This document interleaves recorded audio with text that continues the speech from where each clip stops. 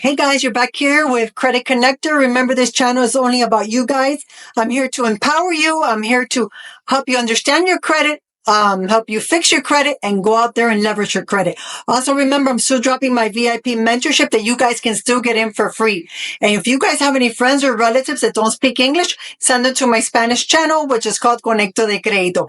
In this video, what we're going to be talking about is don't set up your LLC until you listen to this video. I'm going to tell you the correct way to set up that LLC so you look fundable.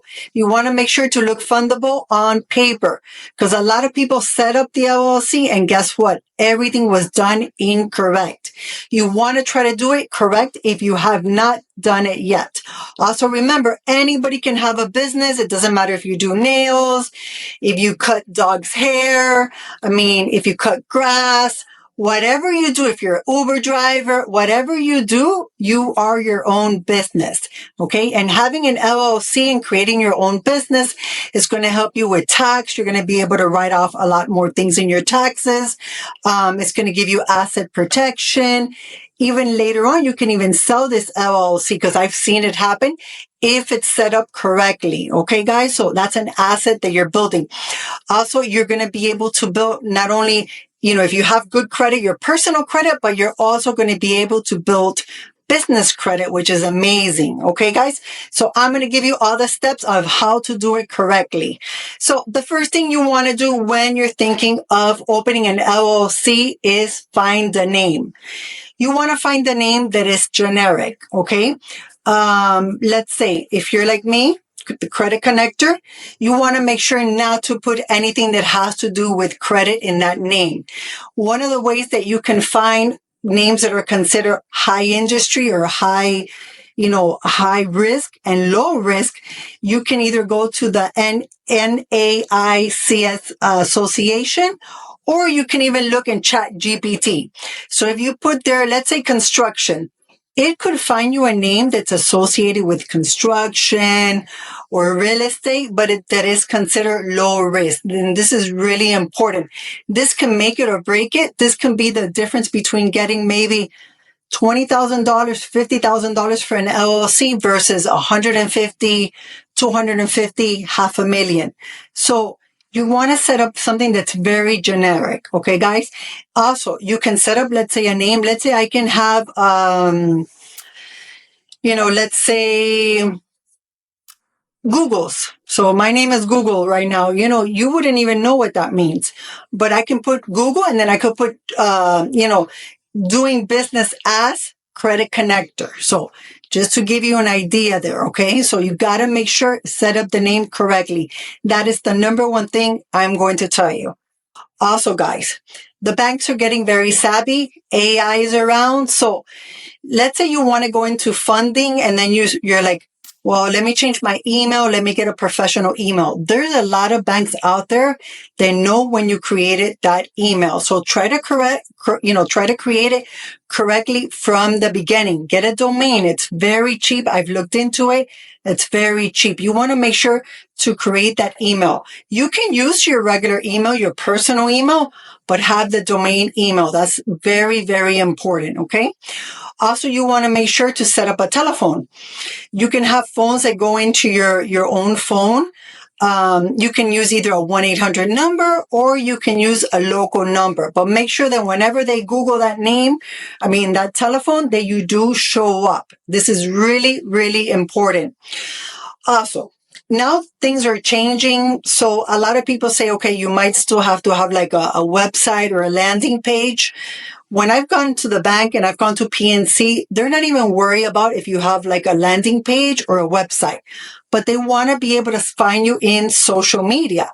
You might, do all your business through your Facebook account or through your Instagram or through TikTok, but there has to be a way that they can find you. This is really important right now with funding. So either you have a landing page or you have a social media presence. Okay. So this is really, really important. You want to make sure your address. So there's ways to do it. I have some of my LLCs. I do run them from my house because I was a public adjuster as well. And I ran that business from my house. But right now, the banks are getting so difficult that, instead of, you might not have to go out there and buy a virtual address or a virtual office. You might be able, if you have a friend that has a business or a storage room or something, you might say, hey, you know what? Can I use this address and I'll pay you on a monthly base? And that might be an easier way that would work for you. But definitely try to not have it now linked to your address. And this has been an issue for me as well, because when I've applied for a credit card, what happens is that the other LLCs that I have linked to my house, sometimes it makes the credit card, the algorithm jump. So you want to have everything crystal clear. That way you have no hiccups. Okay, guys? So make sure that your address, your phone, your social media, your landing page, everything has to be set up correctly. And also your codes. Okay. You want to make sure to find those codes. The codes are very, very important. And I learned this the hard way. When I was trying to apply for Chase credit card and it asked me what code did my industry fall, guess what? I didn't know what they were talking about because I didn't know anything about business credit. So this is really important. If you don't know anything or this is the first time you've heard this, go do your homework first. Like I said, you can look in ChatGPT. You can look in the NICS Association for the codes. It's free. You can see, if it's high risk or low risk, and it will tell you. You can put ChatGPT, I want to use his name or I want to use his code. Is this considered low risk? Is this fundable? And it will tell you exactly if this is fundable or not. Also, when you're creating your address, people think that that this is not true, but you want to have an address if you can. I mean, there's addresses and zip codes that maybe are lower areas, and they still get funded because the businesses are making a lot of money. But I have seen people applying for the same product, basically with the same credit and everything. And just because somebody had another zip code, they got more funding. Okay. So that's something just to consider when you are, looking for your address. Okay. So that's something to consider. Also remember, again, once that you built all this and you have all this information, you can then call DMB, which is Dun and Bradstreet. You don't have to pay for none of their products. You can just let them know, what your business does, and you can give them your codes and all that, and you can register with them. Okay. Also, something that I saw is when I went to DMB and I went to Experian business, I had completely different information. So you want to make sure that all your information is correct. Either it's correct on, it shows up on NAV, correct? It shows up on Experian, and it shows up on DMB. Okay. Because remember, NAV reports what it brings in from Experian, I think DMB, and Equifax. So you want to make sure that everything across the board is reporting correct, because that way when you're trying to go in for funding and the bank checks for something, they're going to see that everything is across the board correct. And I've seen my name wrong. I've seen my address wrong. I've seen my revenue wrong. I've seen how many employees I have wrong. And even my address, instead of being SW for Southwest, it was NW for Northwest. Okay. And I'm sure that was the lady on DMB when I was giving her my information. So go in and recheck all your information. And I'm going to tell you, do all this when you're setting up your LLC.